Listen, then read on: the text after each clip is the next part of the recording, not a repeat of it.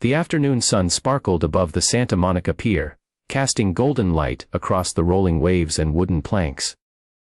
The air was alive with sound. Street musicians strumming their guitars, children laughing as they darted between legs. Carnival barkers calling out for people to try their luck at the games. The scent of popcorn and cotton candy mingled with the salty ocean breeze, wrapping everything in the warmth of summer. Couples leaned against the railings, whispering to each other, while parents pushed strollers through the crowd. To anyone looking on, it was a postcard, perfect day by the sea. But not for everyone. Sitting a little apart from the bustle, parked near the carousel's spinning lights, was Marissa Hart, 19 years old. A life once filled with energy, dance, and freedom, now confined to a wheelchair after a tragic car accident left her paralyzed from the waist down. For Marissa, the pier was more than a place to pass the time. It was where she could still breathe, where she could feel the heartbeat of the world around her. She loved the glow of the Ferris wheel at sunset, the sound of seagulls circling overhead, and the way the ocean seemed to whisper endless promises.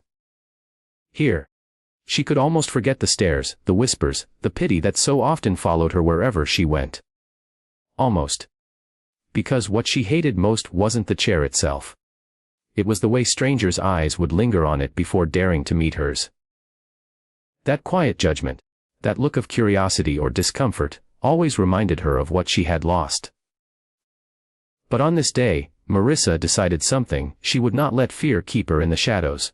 She told herself she would roll down that pier, buy a lemonade, and enjoy the sunshine just like everyone else.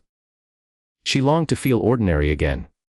To be part of the crowd instead of apart from it. She didn't know how quickly that fragile feeling would be ripped away. From across the boardwalk, 3 young men noticed her. Their voices carried easily over the noise of the pier. Loud, brash, and soaked with arrogance. One strutted in a gaudy floral shirt, chest puffed out, tattoos curling down his arms like vines.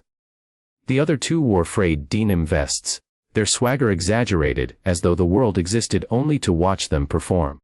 They laughed too loudly, shoved each other like children in grown-up bodies. But the moment their eyes locked onto Marissa, their smiles sharpened into something cruel.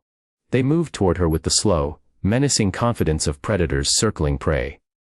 People in the crowd sensed it but chose to look the other way. One leaned in close. His voice low but laced with venom. "Move." The word sliced through Marissa. She stiffened. She had endured whispers, she had felt pity, but this was different. This was direct, public, and merciless.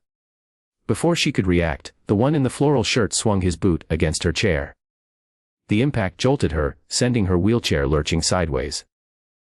She grabbed desperately at the wheel with one hand, and the railing with the other, nearly tipping over. A cry escaped her lips as she steadied herself, heart hammering in her chest. Gasps rippled through those nearby. Heads turned. But no one stepped forward. Instead, people averted their eyes, some pretending not to notice at all. And that was when the real sting sank in. Not just the bullies' cruelty, but the silence of everyone else.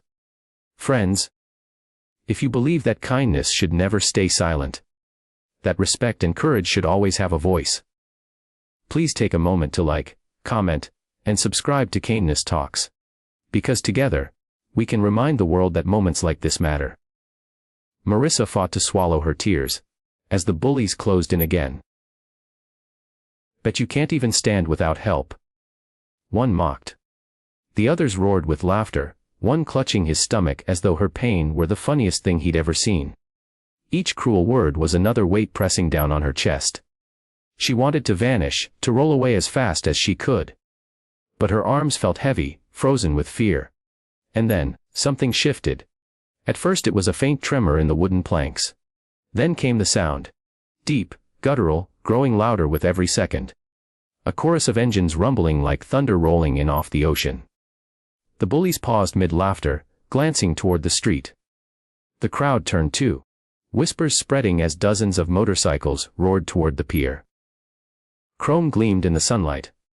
Black leather caught the glow of the day. Boots and helmets and tattoos painted a picture of raw defiance. They came in numbers too many to count. Dozens, maybe more.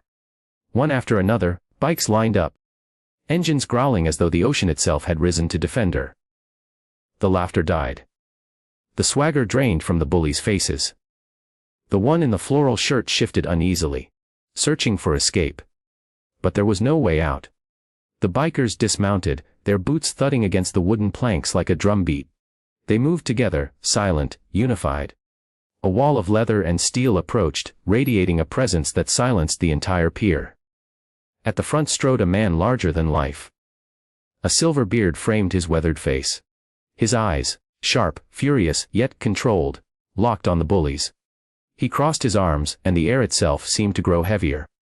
Behind him, the riders spread out, forming a protective ring around Marissa's chair. Their presence was overwhelming, not violent, but absolute. No words were needed. The message was written on every face. You will not harm her again. The bullies shrank. They shuffled backward, their bravado stripped away. They muttered curses, eyes darting like cornered animals, before stumbling off in retreat. For the first time in a long while, Marissa felt something she hadn't known she craved: safety. Not pity, not fear, safety. Her heart pounded in her ears as the crowd around them erupted into hushed amazement. People who had looked away moments earlier now stood wide-eyed. Some lifted their phones, capturing the unfolding scene. Children clapped, parents whispered. Strangers stared in awe. The leader stepped closer, his stern glare softening as he crouched down to Marissa's level. His voice, rough yet tender, cut through the silence. You're safe now. Her tears, held back for so long, finally spilled over. She nodded, unable to speak, overwhelmed by the kindness that had swept in like a tide. One by one, the bikers gave her thumbs up, smiles, or gentle pats on her chair. Not as if she were fragile, not as if she were broken, but as if she were someone worth standing up for. That moment lingered. The Ferris wheel spun lazily overhead. The sea breeze carried its salty song. And on that pier, cruelty had been drowned out by compassion. The crowd broke into applause. Not for the bullies, not for the spectacle, but for the simple, undeniable truth that kindness had triumphed. In the days that followed, Marissa's story spread far beyond Santa Monica. Videos of the bikers' silent stand went viral, shared millions of times. People from across the world left comments. Some recalling moments when strangers had defended them. Others confessing regrets for times they had stayed silent. Her story became more than her own. It became a reminder of humanity at its best. And now, friends, I want to leave you with one request. Drop the words, "Kindness protects," in the comments. Let it echo as a reminder that when cruelty speaks, courage must answer. Because the world doesn't just need bystanders. It needs protectors, it needs kindness.